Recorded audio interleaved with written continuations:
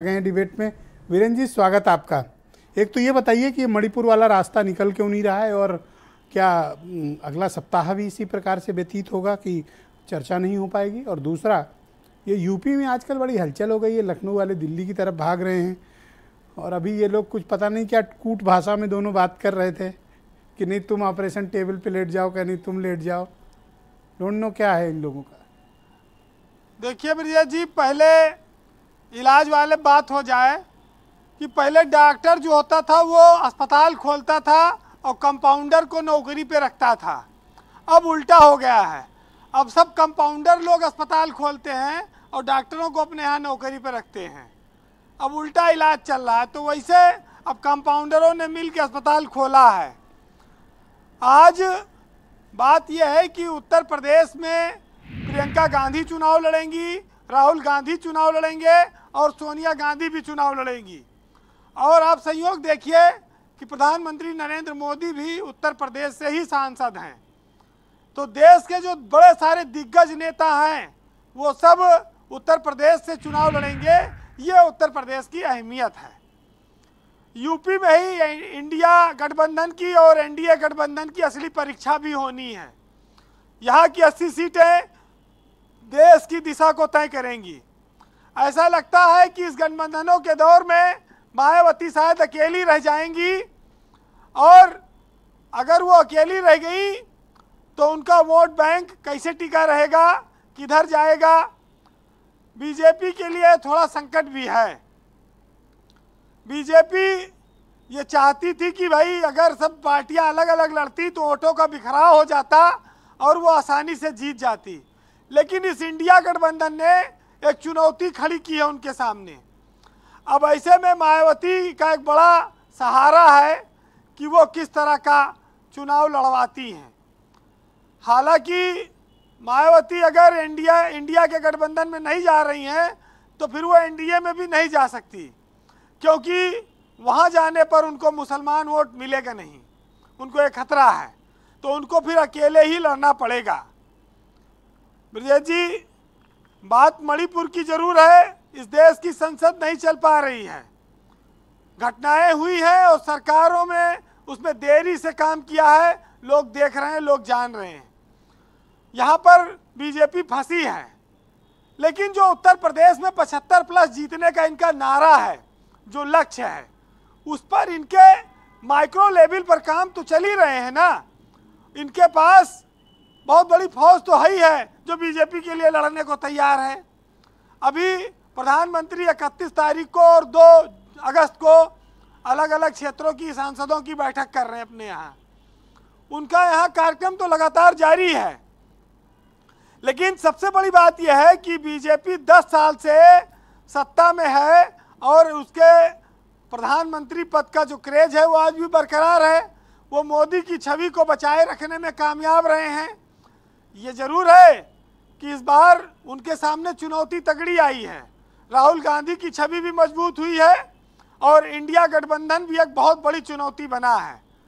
अब रोज कोसते कोसते विपक्ष मजबूरी में एक हो गया, बीजेपी की वजह से हो गया।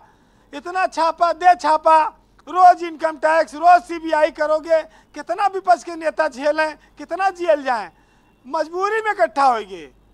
ये अगर इतना बीजेपी छापा न मरवाई होती, इतना जेल न भिजवाती, तो शायद इंडिया गठबंधन न बनता, लेकिन अब बन गया। अब देखो 64 सीटें जीते हैं यूपी में लोकसभा की, 75 कह रहे हैं जीतेंगे। अब 64 रह जाए तो बड़ी बात है, क्योंकि अब की बार मामला तगड़ा हो गया है।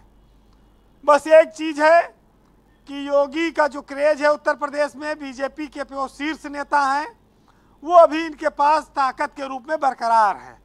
हिंदुत्व की उनकी छवि है और सरकार वो सक्सेसफुल ढंग से चला रहे हैं। तो मोदी और योगी की जोड़ी मिलकर मुकाबला करने की तैयारी में है। रिजल्ट बताएगा कि क्या स्थिति है, लेकिन योगी का कद मोदी के बाद अभी भी देश में सबसे बड़े बीजेपी के नेता के तौर पर है। इसको लोग मानते हैं और उनके पास वोट बैंक भी है। देखिए भाजपा के साथ लेकिन एक समस्या और उभरी है इधर के दिनों में। ये ओबीसी वोट तो ले रहे थे, अब ये दलित वोट पे भी डोरा डाले, फिर वहाँ राशन दिए, फिर किसान सम्मान निधि पैसा दिए, अब ये मुसलमान वोट भी चाह रहे हैं जी। ये इनके लिए अच्छी बात नहीं है। ज़्यादा मुसलमान वोट पाने के चक्कर में हिंदू वोट खो सकते हैं और ये बात इनको सोचनी होगी। अरे कैंसिल कर दिए, वो पसमानदा रैली कैंसिल कर दी है, मतलब कोई ऐसी बात नहीं। त्रिपाठी जी हाँ, तो मीडिया स्टेटमेंट भी दिए थे कि पसमानदा रैली कैंसिल कर दी। हाँ, तो इससे तो इनको बचना पड़ेगा। ये दोनों नाव पर नहीं सवारी हो पाएगी। आपकी बात समझ ली है। ये शमशान और कब्रिस्तान की बात करके और मुसलमान का वोट भी लेना है, ये अली और बजरंग बली भी चाहिए और पसमानदा का भी साथ लेना, ये नहीं हो पाएगा। आप देख लीजिए, ये इस देश का, उत्तर प्रदेश का सौभाग्य है बीजेपी को संजीवनी देने में। जब अडवाणी ने राम मंदिर को लेकर रथ यात्रा की, पूरे देश में बीजेपी छाई।